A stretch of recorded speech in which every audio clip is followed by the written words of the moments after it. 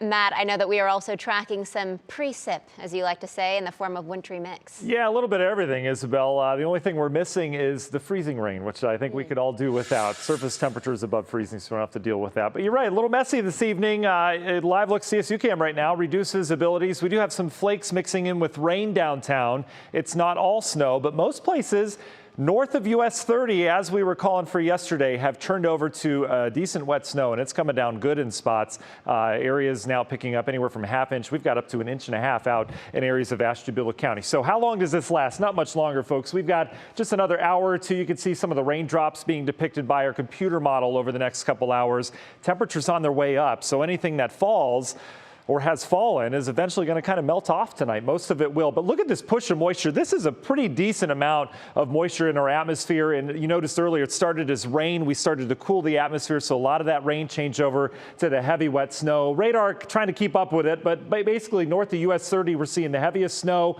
We've got snow mixing in down to the south as well. But it becomes a little bit more mixed with rain down towards the south. The breadwinners right now, Ashtabula and Lake County. You look at this live shot courtesy ODOT of State Route 11 and I-90 there. And we've got some slick travel outside, especially some of the lanes that aren't used as much, and it's coming down good still. We've got another hour and a half out in Ashtabula County. Lake County, this is towards the Madison exit, reduced visibility, slick travel as well. Just take it easy as you're out and about. We haven't had a whole lot of wintry weather across the month of December. This is as you get into the greater Cleveland area. We've now picked up about a ½ inch to inch as it looks from the eye here. 271 at the US 422 split. That's down towards the southern half of Cuyahoga County. You can see out towards Boston Heights. Yeah, a little bit of snow on grassy surfaces, not quite as much down there. Then out towards areas, this is 71, 271 down towards the south, dealing with more of the same, but not quite the wintry scene that we have out in Lake Geauga, Ashtabula County, where it's a little bit cooler aloft. Here's that push of moisture coming through. We'll still deal with a little bit of rain on the back edge. This will produce a little bit of drizzle overnight tonight. But again, if you have travel plans, I think the next 2 to 3 hours, those will be your impacted hours. If you're a good winter weather driver, you'll be okay. But outside of that, we'll clear things out tonight. Surface temperatures and air temperatures are at or above freezing. That's some good news. That will continue to be the case tonight. National Design Martin Hour by our forecast pushes everything out of here. Some drizzle, low clouds after midnight tonight.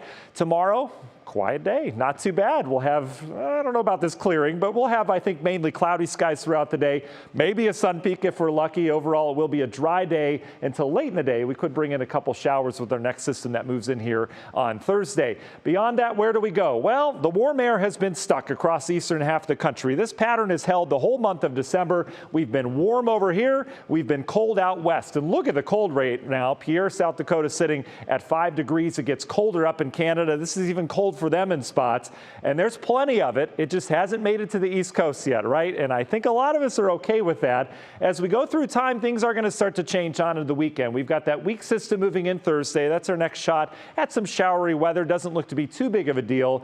But for your New Year's Eve and New Year's Day, a big storm system is going to impact the entire eastern half of the country. You can see it getting going here with lots of rain down to our south. That'll move in. New Year's Eve, unfortunately, Saturday for the first day of 2022 looks wet. We'll be on the warmer side, and then the bottom falls out behind that on Sunday. It's our first little hit of Arctic air. It's not going to last long, but in terms of snowfall, heaviest snowfall should be on the northern periphery. That should miss us, but I do think we'll have some snow around here by the time Sunday night rolls around. That frigid air, boy, it's waiting to unlock. We get a little taste of it. But I have a feeling January is going to be colder around here. That's not just climatologically speaking. Union Home Mortgage 7-day forecast 50s for New Year's Eve and New Year's Day. And then, Isabel, rain to snow, much colder as we go into next week. Back to you. All righty. Thank you, Matt.